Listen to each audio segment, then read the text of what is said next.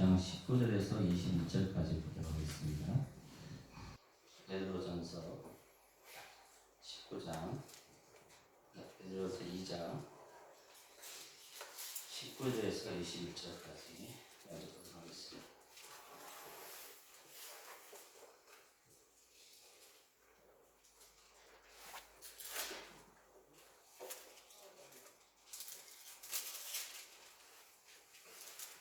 베드로서 2장 19절에서 21절입니다.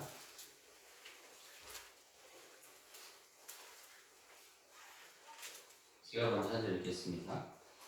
부당하게 고난을 받아도 하나님을 생각함으로 슬픔을 참으면 이는 아름다우나 제가 이스라엘을 갚으면 수선이 있으리요. 적성을 행함으로 고난을 받고 참으면 이는 하나님 앞에 아름다우니라.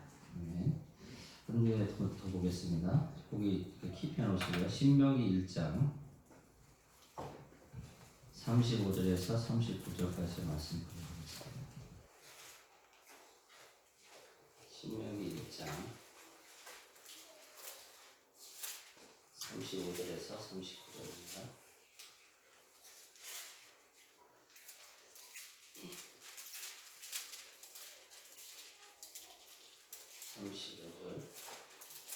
구약 261쪽에 있습니다.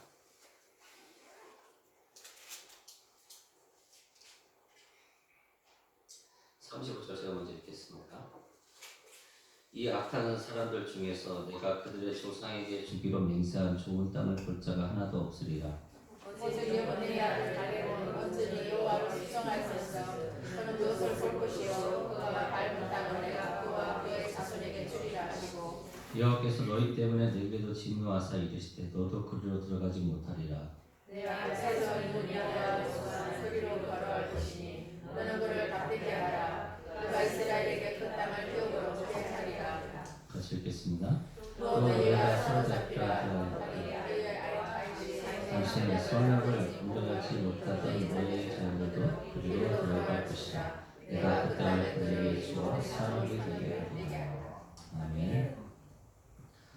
주님 감사합니다. 오늘도 이렇게 은혜를 베푸셔서 하나님 나라의 상속자로서 유업을 이을 자로서 기업을 이을 자로서 오늘도 구원받은 자로 하나님께서 주신 이 믿음의 하나님의 나라의 이 상급들을 믿음으로 다스리기 위하여 오늘도 이 땅에 우리를 보내시고 하나님의 소망을 내가 선포케 하심을 감사합니다.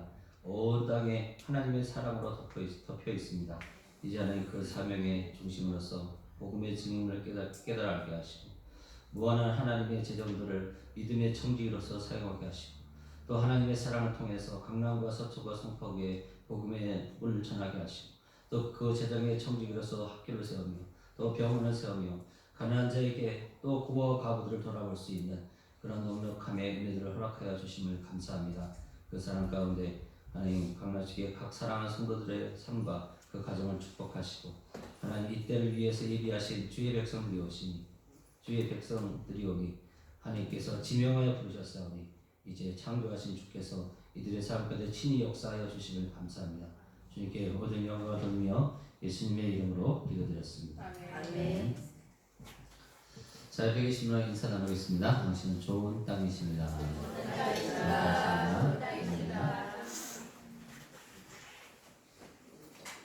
예, 오늘 말씀의 제목은 포기하지 않는 믿음이라는 제목으로 함께 은혜를 나누고자 합니다.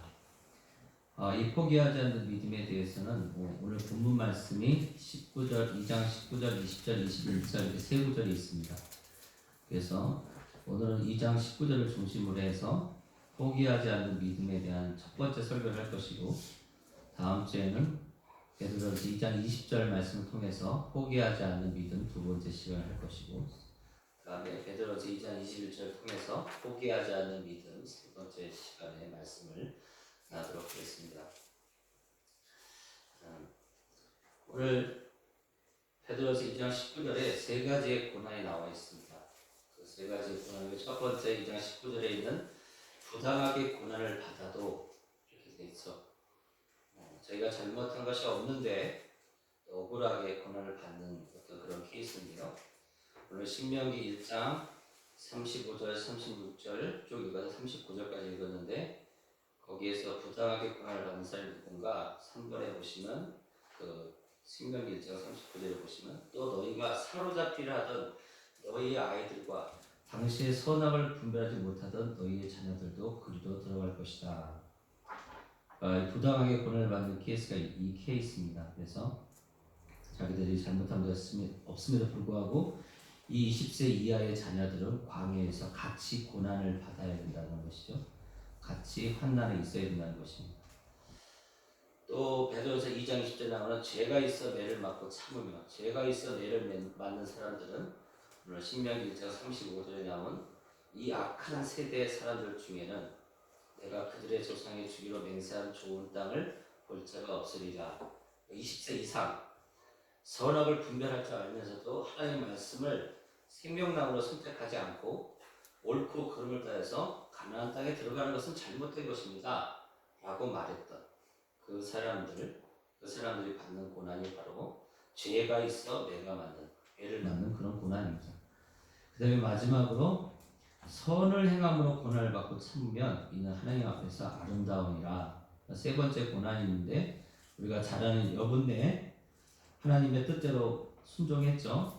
지키고 행했고 선한 행함을 했음에도 불구하고 또 눈의 아들 여호수아도 그렇게 하나님 뜻대로 선포했음에도 불구하고 동일하게 광야에서 40년 동안 고난을 받아야 된다는 것입니다. 그래서 오늘 이 과정 안에서 이 광야에 있는 사람들은 하나님께 구원을 받은 사람들이죠. 그러니까 그 과정이 믿음을 포기하지 않는 믿음 가운데서 그 믿음의 성숙을 훈련하는 과정입니다.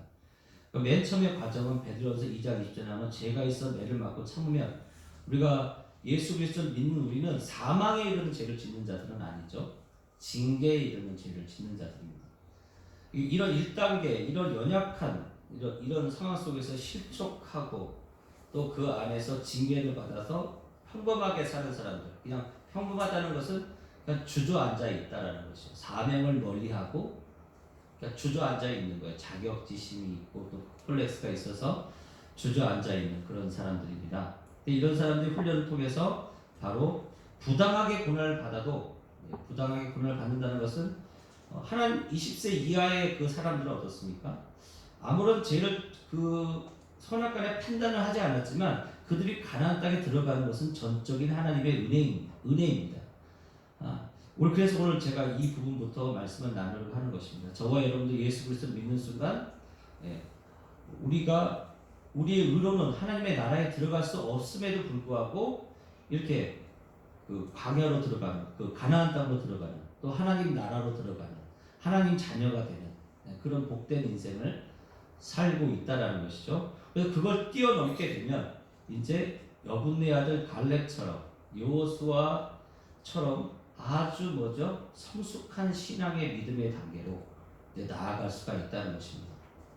근데 우리가 첫 번째 오늘 2장 19절 통해서 부당하게 고난을 받아도 이 말씀을 통해서 먼저 하려고 하는 것은 바로 우리가 이 단계에서부터 우리가 점검을 해볼 필요가 있다는 것입니다. 저와 여러분은 이스라엘 20세 이하에 있는 사람들이 가나안 땅에 하나님 은혜로 들어간 것처럼 저와 여러분은 예수 그리스도를 믿는 순간 새로운 피조물이 됐는데 과연 그 가나안 땅에서 승리를 경험하고 있는 것인지 아니면 여전히 죄가 있어서 맞는 사람처럼 여전히 평범해서 자기의 자격지심에 콤플렉스에 실족해서 시달리고 있는 것인지 이것을 점검하기 위해서 첫 번째 단계인 부당하게 고난을 받아도 라는 말씀으로 오늘 먼저 베드로서 2장 19절을 통해서 말씀을 나누도록 하겠습니다. 그래서 베드로서 2장 19절을 세 번역으로 읽어보면 이렇습니다. 억울하게 고난을 당하더라도 하나님을 생각하면서 괴로움을 참으면 그것은 아름다운 일입니다. 또 베드로서 2장 19절을 쉬운 성경을 읽으면 이렇습니다. 아무런 잘못이 없는데도 억울하게 벌을 받을 수 있습니다. 그때 하나님을 생각하고 말없이 찾는다면 하나님은 그런 그를 기뻐하실 것입니다. 라는 것이죠. 저와 여러분은 어떻습니까? 예수 그리스도를 믿는 순간 우리는 의인이 됐어요. 의인이 됐기 때문에 더 이상 이런 고난에 노출될 필요가 없습니다. 그런데도 어떤 이 땅에서의 하나님이 주시는 그 믿음의 훈련을 하기 위해서 우리에게 지금 뭔가 고난을 주고 있다라는 것이죠. 저와 여러분이 예수 그리스도를 믿는 순간 바로 이 말씀 구절이 적용된다라는 것을 한번 생각해 보셔야 됩니다. 부당하게 고난을 받는 환경에 놓여 있는 하나님의 자녀. 저와 여러분이 이렇게 부당하게 고난을 받는 환경 가운데 놓여져 있다는 것입니다. 우리가 성경에서 본 요셉이라는 인물도 그렇죠. 보디발의 집에서 잘했음에도 불구하고 그 보디발의 아내 때문에 부당한 처우를 받아서 감옥에 갇히게 됩니다. 또 호세아라는 선지자가 있었는데 그 사람은 제사장임에도 불구하고 음란한 여인과 하나님께서 결혼을 하라고 합니다. 그는 정말로 정결하고 깨끗한 사람이었는데 하나님께서 부당하게 고난을 당하게 해서 어떤 여인이랑 결혼하게 한다고요? 음란한 여인과 창기와 결혼을 하게 합니다.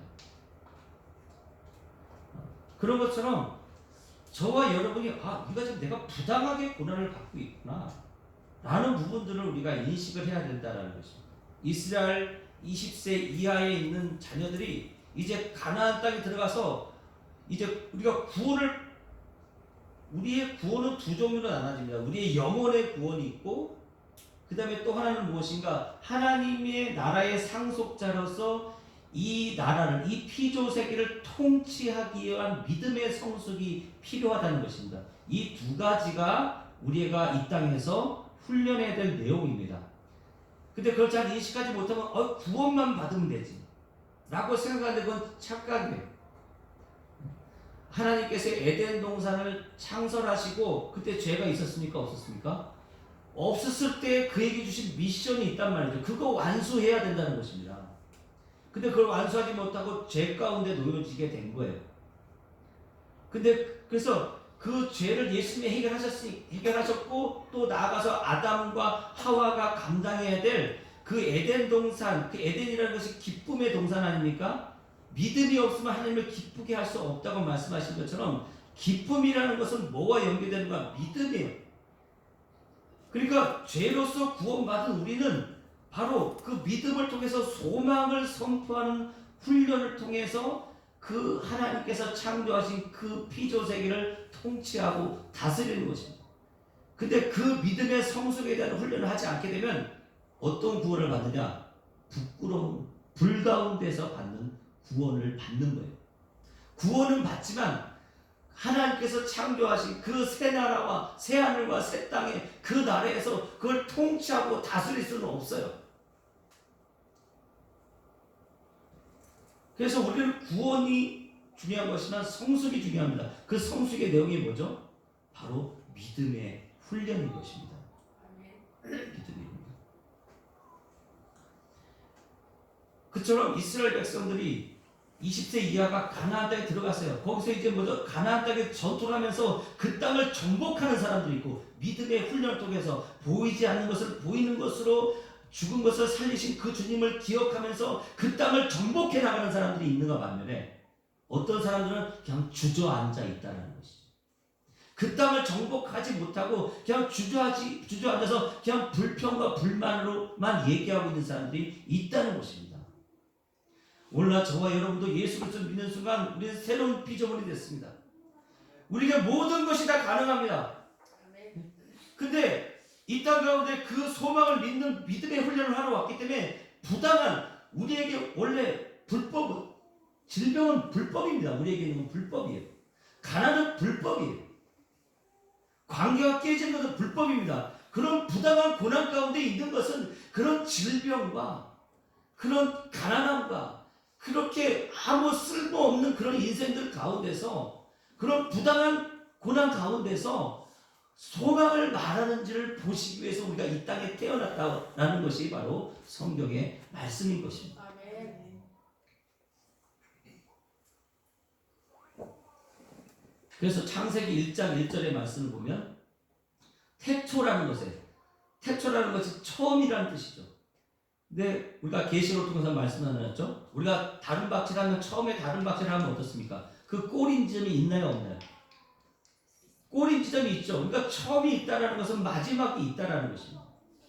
근데 그 처음과 마지막이신 분이 예수님이시다. 그럼 태초 안에 누가 계시는가? 처음과 마지막이신 우리를 철저히 보호하시고 보존하시고 지키시는 그분이 그 태초의 말씀 안에 계신다라는 것입니다.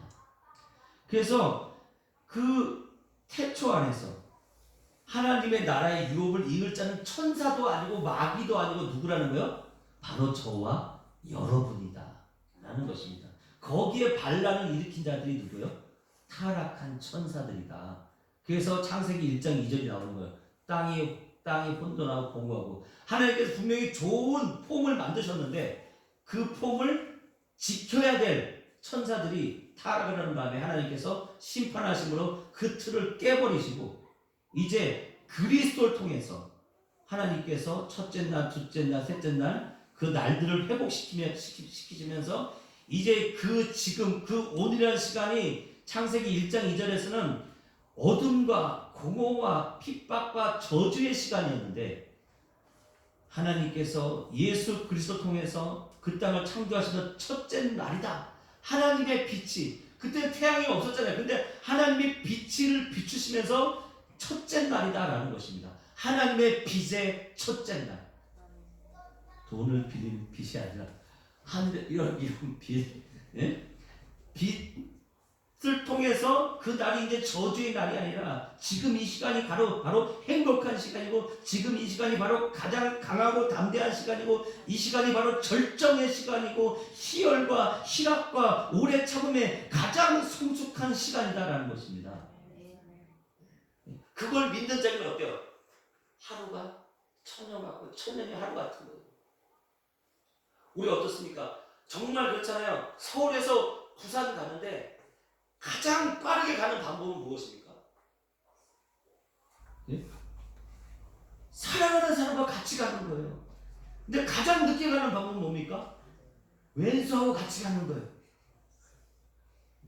그래서 지금이 너무 행복한 사람은 하루가 천년이 하루가. 주님이 말씀하지 않습니까? 내가 곧 오리라. 잠깐이면 곧 오겠다. 그 말이 뭐죠? 너하고 행복한 우리들에게는 잠깐인 거야. 왜? 지금도 행복하니까. 지금도 우리 하나님 나라를 누리고 있으니까. 지금도 우리는 복음의 증인이고, 지금 나는 행복하니까. 근데 그 기쁨을 인식하지 못하는 순간 내 주변에 다 뭐예요? 왼수들만 있다 이 말이에요. 그러니까 어떻게 하루하루가 굉장히 지루한 거예요.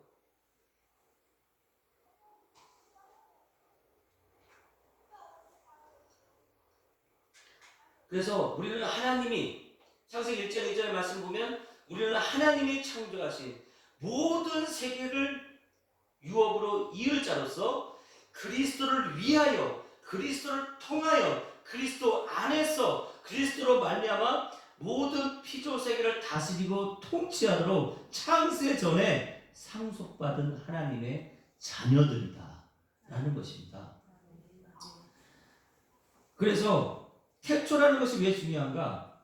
태초 안에 예수님이 있기 때문에 성경에서는 예수 그리스도 안에서,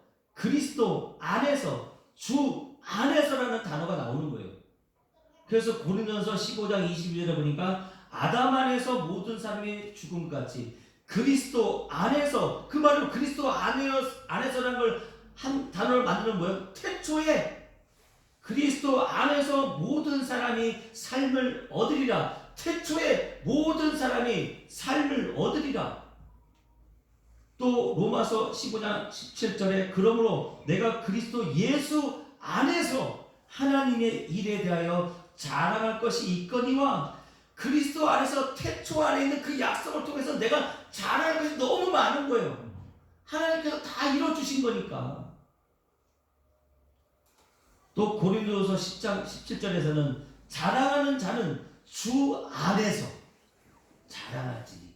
다 이 말이 뭐예요? 예수 그리스도 안에서, 태초 안에 그리스도 예수 안에서, 태초 안에, 주 안에서, 태초 안에 우리는 이미 그렇게 자랑할 자로, 생명을 얻을 자로, 생명을 누리는 자로 살아가고 있다는 것입니다. 그러면 근데 왜 우리는 하나님의 나라의 상속자로서 그 하나님의 나라를 누리기보다는 부당하게 고난을 받는 환경에 노출되어 있는가? 그래서 자꾸 포기하고 싶은데 그 환난 때문에, 그 답답함 때문에, 그 어려움 때문에, 그 가난 때문에, 그 공허함 때문에, 그 평범하게 주저앉아 있는 그 삶 때문에 자꾸 포기하고 싶은데 하나님 뭐래요? 포기하지 마라.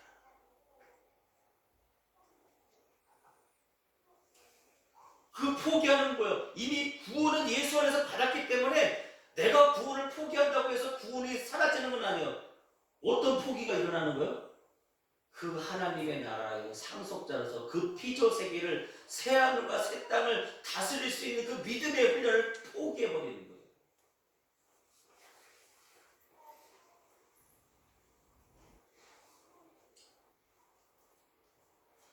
그래서 에베소 1장 4절에 곧 창세전에 그리스도 안에서 우리를 택하사 우리로 사랑 안에서 그 앞에서 거룩하고 흠이 없게 하시려고 그 기쁨이라고 결국 믿음이고 소망을 따라서 우리를 예정하사 예수 그리스도로 말미암아 자기의 아들들이 되게 하셨으니 이는 그가 사랑하신 자 안에서 또 사랑 나오죠. 사랑이면 소망이고 소망은 믿음이고 우리에게 거저 주시는 바 그의 은혜의 영광을 찬송하게 하려는 것이라. 우리가 창세전부터 그리스도 안에서 창세전에 그리스도 안에 있었기 때문에 그 태초에란 말씀을 통해서 그 언약의 말씀이 우리 가운데 실현되고 있는 것입니다.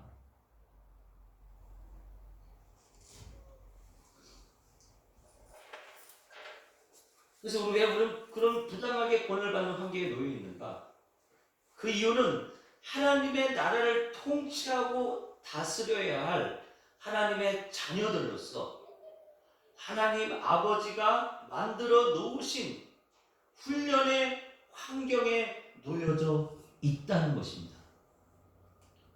그 훈련의 도구들이 바로 무엇인가? 고난이다.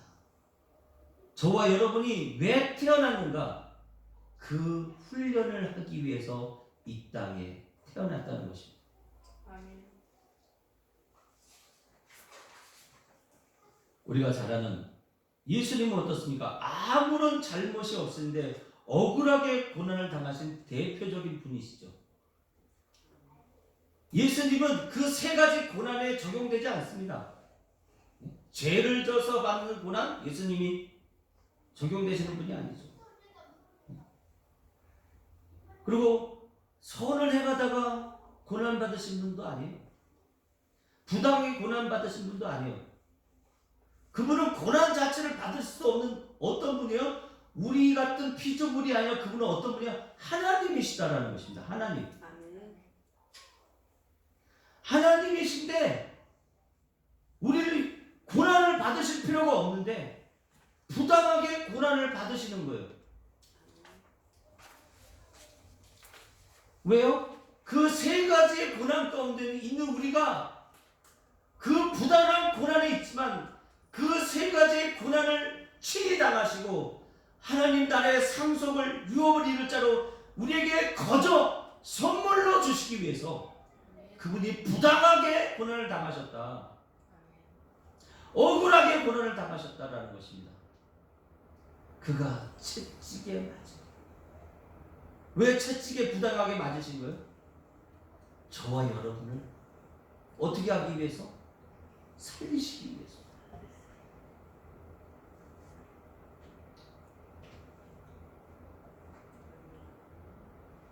그래서 히브리서 12장 2절에 믿음의 주요 또 온전하게 하신 이 예수를 바라보자. 또 믿음이 나오죠. 믿음의 주요 또 온전하게 하시는 이 예수를 바라보자. 그는 그 앞에 있는 기쁨을 위하여 십자가를 참으사 부끄러움을 개의치 아니하시더니 하나님 보좌 우편에 앉으셨느니라. 히브리서 4장 15절에 우리에게 있는 대제사장은 우리의 연약함을 동정하지 못하신 이가 아니요 모든 일에 우리와 똑같이 시험을 받으신 이로되 그 세 가지를 다 적용이 안 되시는데도 고난을 당하시고,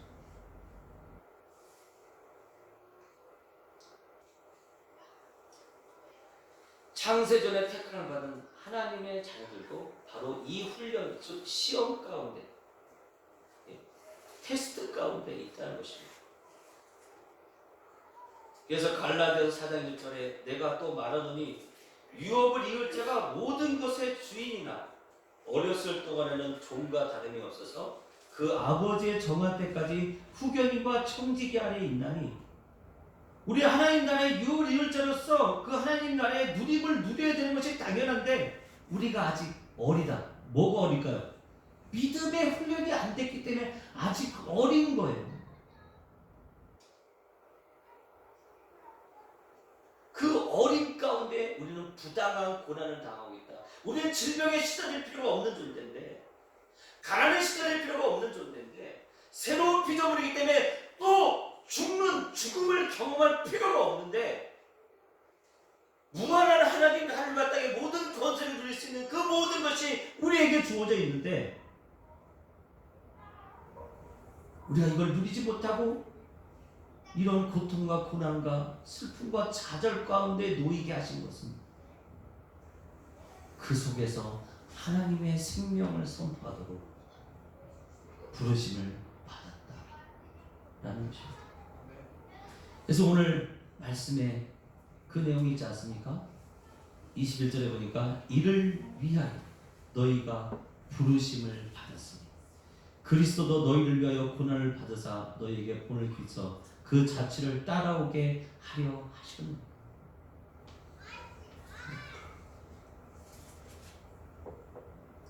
그래서 이렇게 우리는 이와 같이 우리 어렸을 때는 세상의 초등학문 가운데 있어서 종로를 했는데 때가 참에 하나님의 아들을 보내사 여자에게 나게 하시고 이제 이 율법에서 벗어나게 하셨고 초등학문에서 벗어나게 하셨는데 그 벗어남을 인식하지 못하고 계속해서 그 구렁텅이에서 오늘도 옳고 그름을 따지면서 진정을 해결 통하여 복음을 말하면서 살아가는 것이 아니라 오늘 너는 왜 이런 잘못을 저지르고 있니? 왜 너는 이렇게 가난한 것이니? 너는 왜 이렇게 질병에 시달리고 있는 것이니? 그렇게 말을 하고 있다는 거예요.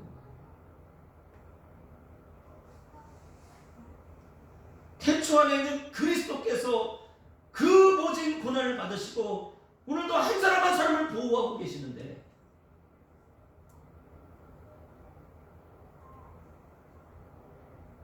우리는 그렇게 보호하고 계신 그 영혼을 향해서 무엇을 하고 있는가? 내가 복음의 증인을 모르기 때문에 리더자임을 하나님의 비전을 교회 공동체를 통해서 풀어가는 자임을 모르기 때문에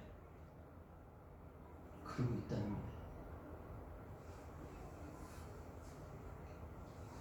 근데 보십시오. 율법 아래 있는 자들을 성령하시고 그렇게 허우적거리고 있는 율법 아래 있는 우리 인생을 성령하시고 우리로 아들의 명분을 얻게 하셨다. 너희가 아들임으로 하나님이 그 아들의 영을 우리 마음 가운데 보내사 아빠 아버지라 부르게 하셨다. 그러므로 내가 이후로 이제 종이 아니고 아들이니 아들이면 하나님을 말미암아 유업을 받을 자인가. 이제 뭐예요? 연약에서 점점 성숙해져서 강한 자가 돼서 이제 유업을 이룰 자로서 이제 너희가 선생이 되고 사도가 되고 선지자가 되고 교사가 되고 목사가 되고 복음의 증인이 되고 감사하는 자가 되고 봉사하는 자가 되어야 될 텐데 아직도 어린아이로 있다. 그 이유는 무엇인가? 연약한 지체가 강한 지체로 성숙되도록 인내하고 기다려줘야 되는데 아니 예수님 믿는다고 갑자기 성인군자 됩니까? 성인이 되나요? 군자가 되나요? 선비가 되나요? 도덕체가 되나요? 성숙해지나요? 아니에요. 아직 젖먹이에요. 젖먹이에게 꾸준히 뭐죠? 복음의 분유를 먹여야 돼요. 슈퍼 가서 살 필요도 없어요. 물 데필 필요도 없어요. 복음의 분위는 그냥 말만 해주면 되는 거예요.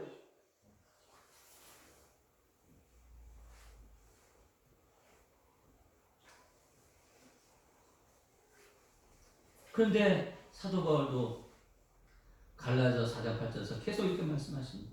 이제 종이 아니고 하나님의 아들인데 하나님으로 말미암아 유업을 이을 자인데 그러나 너희가 그때는 하나님을 알지 못하며 본질상 하나님이 아닌 자들에게 종로를 하였더니 이제는 너희가 하나님을 알 뿐 아니라 더욱이 하나님이 아신 바 되었거늘 어찌하여 다시 약하고 천박한 초동으로 돌아가서 다시 그들에게 종노릇 하려 하느냐. 언제까지 너 자신에게 핀잔 주면서 살 거냐? 언제까지 미련하다고 어리석다고 그러면 살 거냐? 언제까지 하루살이 인생으로 살 거냐? 언제까지 날풀팔이 인생이라고 살 거냐? 언제까지 노예라고 말하면서 살 거냐? 언제까지 불행하다고 말하면서 살 거냐?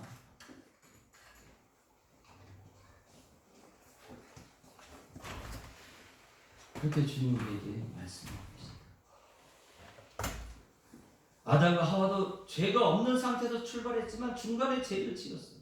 그로 말미암아 예수님이 찾아오시기 전까지 그분의 계시가 있기 전까지 우리는 잠시 내가 하나님 나라의 상속자라는 것을 그 복음을 전한 증인이라는 것을 그 하나님 나라의 통치에서 이 땅에 믿음의 훈련을 하러 온 하나님의 아들, 딸이라는 것을 망각하고 있다가 예수 그리스도를 믿는 그 순간 그것이 회복됐다는 것입니다.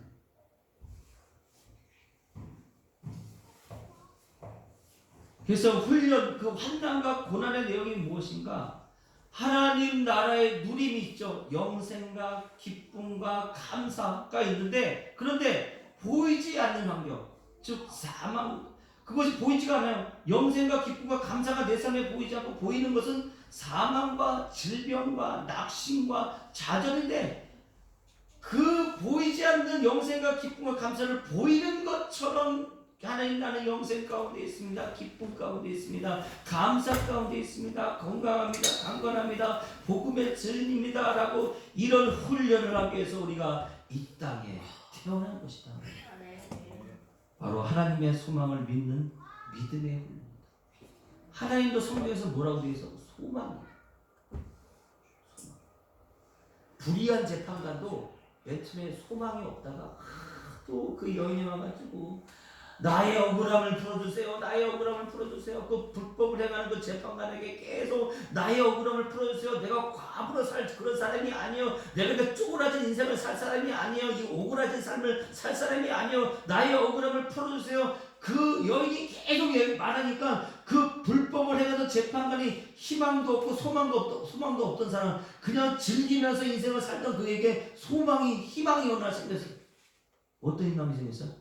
이 여자 좀 알았으면 좋겠다. 맨날 와가지고 나 이렇게 괴롭힌다. 제발 좀 알았으면 좋겠다.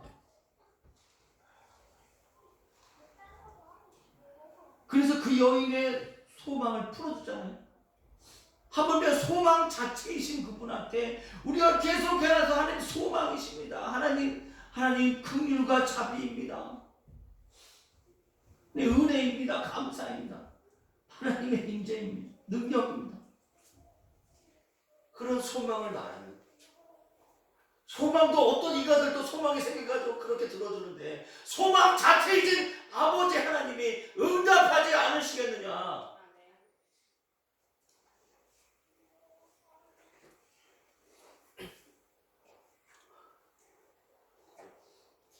그래서 저와 여러분이 오늘 말씀은 부당하게 고난을 받고 있습니다.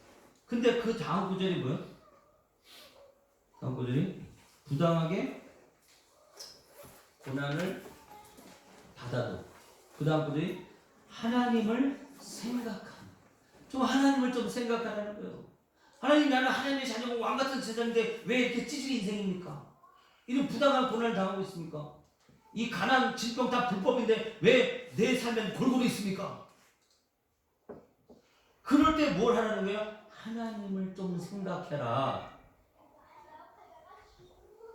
나오죠? 부당하게 고난을 받아도 하나님을 생각합니다.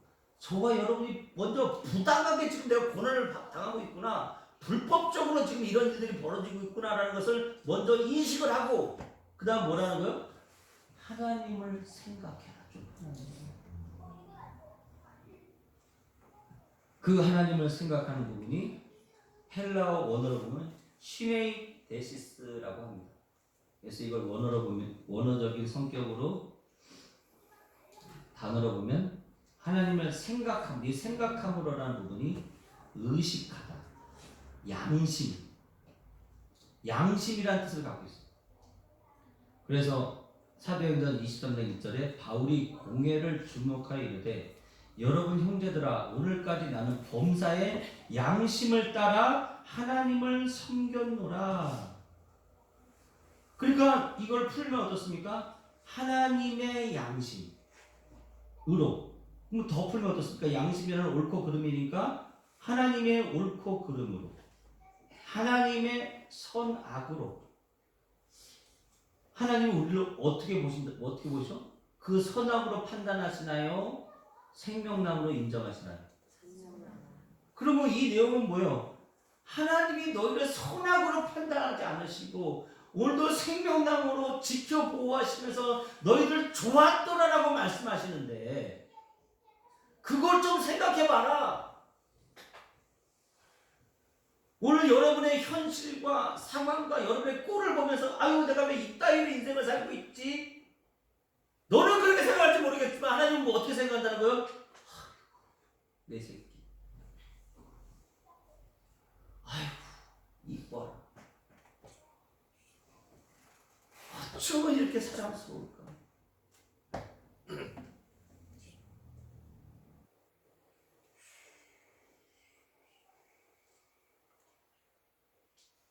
그런 생각을 하고 계시는 주님을 좀 생각하라는 것입니다. 그 하나님의 뜻 가운데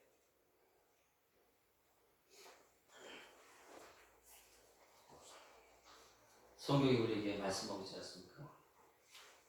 이사야서 40장 1절에 쉬운 성경을 제가 읽어드리겠습니다. 그러면 결국 하나님의 생각함이란 바로 하나님이 저와 여러분을, 그리스도 안에서 저와 여러분을 향하신 하나님의 뜻은 무엇이에요? 쉬운 성경으로 이사야서 43장 1절이야. 이제 여호와께서 이렇게 말씀하셨다. 야곱 백성아, 내가 너희를 창조하였다. 이스라엘 백성아, 내가 너희를 만들었다. 내가 너희를 구원하였으니 두려워하지 마라. 내가 너희의 이름을 불렀으니 너희는 내 것이다. 너희가 물 가운데로 지날 때 내가 너희와 함께하리라. 너희가 강을 건널 때 물이 너희를 덮치지 못할 것이며 불 사이로 지날 때에도 타지 않을 것이고 불꽃이 너희를 해치지 못할 것이다. 아이고 주님, 지금 내가 지금 불을 통과하는 것처럼 고난 가운데 있는데요. 이 말을 선포하라고. 너가 지금 불 가운데 지나고 있냐? 내가 너에게 이 하나님 나라의 유업을 주기 위해서 지금 불 가운데 통과시키고 있는데, 그 불에서 벗어나 있는 너를 보기 위한 유일한 방법은 주여 불 사이로 지날 때에도 나는 타지 않을 것입니다. 불꽃이 나를 해치지 못할 것입니다. 이렇게 말을 좀 해라.